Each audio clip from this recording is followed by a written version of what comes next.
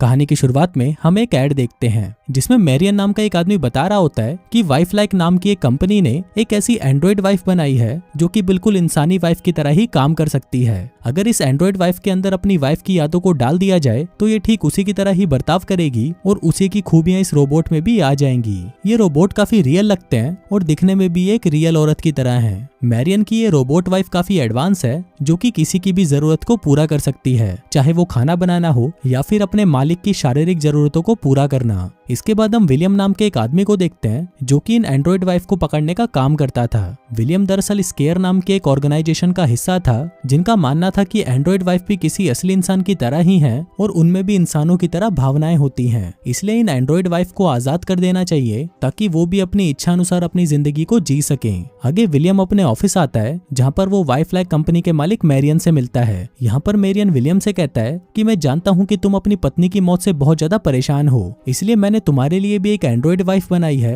ताकि तुम्हें अपनी बीबी की कमी महसूस ना हो सके। इसके बाद विलियम उस एंड्रॉइड वाइफ को लेकर अपने घर आता है और उसके अंदर अपनी मरी हुई वाइफ जिसका नाम मैरी था उसकी यादों को डाल देता है और फिर उस एंड्रॉइड वाइफ का नाम भी मैरी रख देता है। अब ये एंड्रॉइड वाइफ काफी इंटेलिजेंट थी, इसलिए वो मैरी की सारी यादों को अपने अंदर रिकवर कर लेती है। इसके बाद विलियम मैरी को इंटीमेट मोड में डालता है और उसे अपने बेडरूम में लेके जाता है, लेकिन फिर भी वो उसके साथ कुछ नहीं करता क्योंकि उसके अंदर कुछ भी करने की हिम्मत नहीं हो रही थी। फिर अगली सुबह जब विलियम ब्रेकफास्ट कर रहा था तभी वो टीवी पर देखता है कि कुछ लोग प्रोटेस्ट कर रहे हैं। फिर जब इसके बारे में मैरी विलियम से पूछती है तो वो बताता है कि ये सभी बुरे लोग हैं और मैं इन्हीं से ही तुम जैसे लोगों को बचाने का काम करता हूँ। इसके बाद विलियम ऑफिस चला जाता है जहाँ पर वो अपने दोस्त जैक से मिलता है। दरअसल यहाँ पर ये दोनों मिलकर उन एंड्रॉइड वाइफ को पकड़ने का काम करते हैं।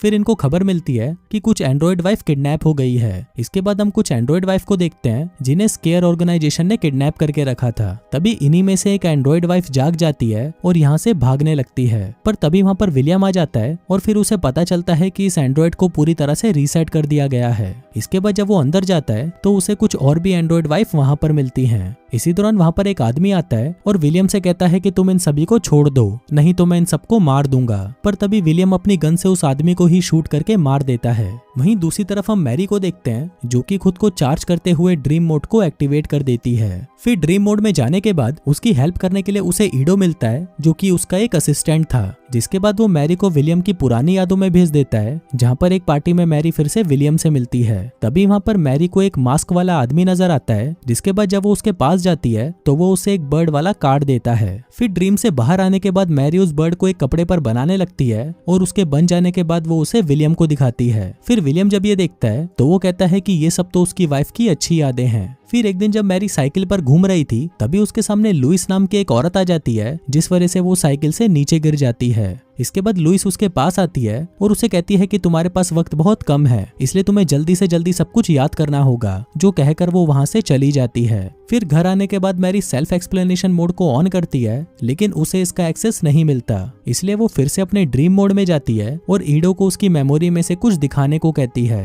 पर तभी उसे पता चलता है कि उसकी मेमोरी में ज्यादातर फाइल्स ब्लॉक्ड हैं, इसलिए वो उसे एक्सेस नहीं कर सकती। इसके बाद वो अपने एक ऐसे ड्रीम में जाती है जहाँ पर वो चेयर पर बैठकर विलियम की वाइफ की डायरी पढ़ रही थी। पर तभी वहाँ पर एक आदमी आता है और वो वही मास्कमैन था जिसे मैरी ने अपने पिछले ड्रीम में देखा था। अब वो मास्कमैन मैरी के पास आने लगता है, पर तभी विलियम उसे नींद से जगा देता है। इसके बाद जब मैरी सो रही थी तभी विलियम उसकी बनाई हुई बर्ड की ड्राइंग को डस्टबिन में फेंक देता है, जिससे हमें पता चलता है कि कुछ ऐसी बातें भी हैं जो विलियम सबसे छुपाना चाहता है। अगले दिन विलियम फिर से कुछ रोबोट वाइफ को पकड़ने जाता है, पर तभी वो देखता है कि वहाँ पर एक एंड्रॉइड वाइफ रिसेप्शन पर काम कर रही है। विलियम उसे अपने साथ चलने को कहता है, लेकिन वो एंड्रॉइड उसे कहती है कि तुम्हारे साथ चलने से अच्छा तो मैं अपनी जान दे दूं, जो कहकर वो खिड़की से नीचे कूद जाती है। उधर हम मैरी को देखते हैं जिसके पास लुइस आती है। लुइस मैरी से पूछती है कि क्या तुम्हारी मुलाकात कैनी से हुई, पर तभी लुइस को पता चलता है कि मैरी उसकी सारी बातें रिकॉर्ड कर रही है, इसलिए वो विलियम के लिए एक मैसेज छोड़ती है कि कैनी बहुत ही जल्दी तुमसे मिलने आएगा, जो कहकर वो वहाँ से चली जाती है। फिर रात को जब विलियम घर पर आता है तो मैरी उसे लुइस के बारे में बताती है, जिसके साथ ही वो उसे ये भी बताती है कि जब भी वो अपने ड्रीम मोड को ऑन करती है तो हमेशा उसे वहाँ पर एक मास्क पहना हुआ आदमी मिलता है। अब ये सब सुनने के बाद विलियम डिसाइड करता है कि वो मैरी को वापस उसके ड्रीम में भेजकर उस मास्क मैन का पता लगाएगा कि आखिर वो आदमी है कौन, क्योंकि उसे ऐसा लग रहा था कि इन दोनों में कोई ना कोई कनेक्शन जरूर है। फिर इसका पता लगाने के लिए विलियम अपने एक दोस्त की मदद लेता है, जिसके बाद वो दोनों मैरी को उसके ड्रीम में भेज देते हैं। ड्रीम में जाने के बाद मैरी एक गेट के अंदर जाती है। फिर अंदर आने के बाद उसे फिर से वही मास्क पहना हुआ आदमी मिलता है। फिर जब वो आदमी अपना मास्क हटाता है तो हमें पता चलता है कि ये और कोई नहीं बल्कि वही कैनी है जिसके बारे में लुइस बात कर रही थी। फिर कैनी मैरी को एक एड्रेस देता है और ये सारी चीजें विलियम भी बाहर कंप्यूटर पर देख रहा था। इसके बाद विलियम कैनी के दिए हुए एड्रेस पर पहुंच जाता है, लेकिन वहां पहुंचने के बाद भी विलियम को वहां पर कुछ नहीं मिलता, इसलिए वो वापस घर आ जाता है। यहाँ पर मैरी उससे पूछती है कि मेरी ड्रीम फाइल्स में से कुछ फाइल्स ब्लॉक क्यों हैं, जो सुनकर विलियम बताता है कि मेरी वाइफ स्केयर ऑर्गेनाइजेशन के लिए काम करती थी और वो कई लोगों की मौत का कारण बनी, जिसका उसे बहुत दुख था। इसलिए मैं नहीं चाहता था कि वो सब भी तुमको झेलना पड़े, इसलिए वो सारी फाइल्स मैंने तुम्हें एक्सेस करने से ब्लॉक किया हुआ है। इसके बाद वो एक प्लान बनाता है कि वो मैरी के ड्रीम के जरिए कैनी से बात करने की कोशिश करेगा। अब वो दोनों मैरी के ड्रीम में जाने की तैयारी करते हैं, पर उससे पहले विलियम मैरी से कहता है कि तुम्हारी बैटरी 10% होने से पहले तुम मुझे अपने ड्रीम से बाहर ले आना।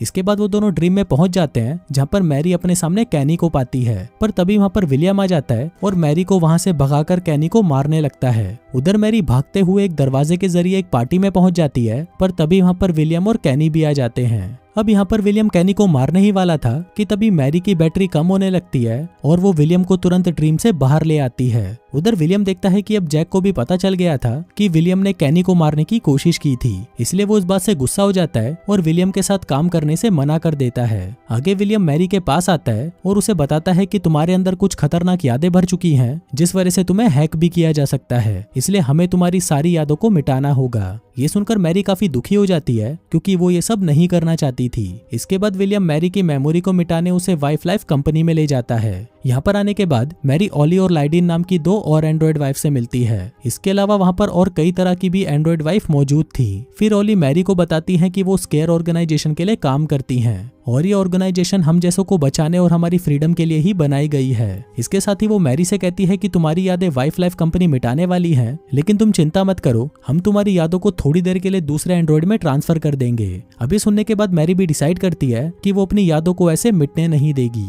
और वो ये भी पता लगा कर रहेगी कि कैनी का मकसद क्या है। आगे मैरी अपनी यादों को दूसरे एंड्रॉइड में ट्रांसफर कर देती है, जिसके बाद उसकी यादों को पूरी तरह वाइफ लाइफ कंपनी मिटा देती है। अब ये प्रोसेस होने के बाद मैरी अपनी यादों को फिर से रिकवर कर लेती है और इसके बारे में ना तो वाइफ लाइफ कंपनी को पता चलता है और ना ही विलियम को। इसके बाद विलियम फिर से मैरी को घर लाकर ट्रेन करने लगता है और मैरी भी ऐसे एक्टिंग करती है जैसे उसे पुरानी कोई भी बात याद नहीं है। फिर ऐसे ही एक दिन जैक विलियम के घर पर आता है और उसे कहता है कि मैरी तुम्हारी वाइफ नहीं है क्योंकि तुमने ही उसे मारा था। अब ये सुनते ही विलियम मैरी को अंदर जाने को कहता है, जिसके बाद वो जैक को गोली मारकर उसे मार डालता है। अब ये चीज मैरी भी देख लेती है और उसे विलियम की वाइफ की पुरानी यादें याद आने लगती हैं। दरअसल जब विलियम ने पहली बार मैरी को देखा था तब उसे उससे प्यार हो गया था, लेकिन जब उसे पता चलता है कि मैरी का एक बॉयफ्रेंड है तो ये जानकर उसे बहुत ज्यादा गुस्सा आ जाता है और वो मैरी के बॉयफ्रेंड को मार देता है, जो कि और कोई नहीं बल्कि कैनी था। पर इसके बाद भी विलियम यहाँ पर नहीं रुकता और वो मैरी के गले में एक शॉक बैंड लगा देता है और पूरी दुनिया से ये कहता है कि ये कोई लड़की नहीं बल्कि एक एंड्रॉइड है। ये कहकर वो मैरी को जबरदस्ती अपने पास रखने लगता है, लेकिन मैरी उसे कभी भी अपनाती नहीं। अब मैरी के इस बर्ताव की वजह से विलियम फिर से अपना आपा खो देता है और एक चिड़िया के निशान वाले तकिए से वो उसे भी मार डालता है। जिसके बाद वो वाइफ लाइफ कंपनी में जाता है और मैरी को अपनी वाइफ बताकर उसकी एक एंड्रॉइड बना लेता है ताकि उसकी एंड्रॉइड तो उसे अपना ले। अब जब मैरी को ये सारी बातें याद आ चुकी थी तो वो समझ जाती है कि विलियम कितना घटिया किस्म का आदमी है। जिसके बाद वो अपनी पावर का 100% यूज करती है और विलियम को नीचे पटक कर उसी चिड़िया वाले तकिए से उसे मार देती है। जिसके बाद वो उसकी दी हुई रिंग भी वहीं छोड़ देती है। यहाँ पर हमें ये भी पता चलता है कि मैरी ही पहले स्केयर ऑर्गेनाइजेशन की हेड थी और उसी ने ही इसकी शुरुआत की थी। आगे मैरी फिर से अपनी टीम के पास चली जाती है और वहां पर वो देखती है कि लुइस ही कैनी का मास्क पहनकर उसके सपनों में आती थी, क्योंकि कैनी को तो पहले ही विलियम ने मार डाला था। फिर कहानी के लास्ट में हम मैरियन को देखते हैं, जो कि विलियम का एक एंड्रॉइड बनाता है और कहता है कि अब विलियम का एंड्रॉइड ही एंड्रॉइड वाइफ को पकड़ने का काम करेगा। और दोस्तों, इसी के साथ ही ये कहानी यहीं खत्म हो जाती है।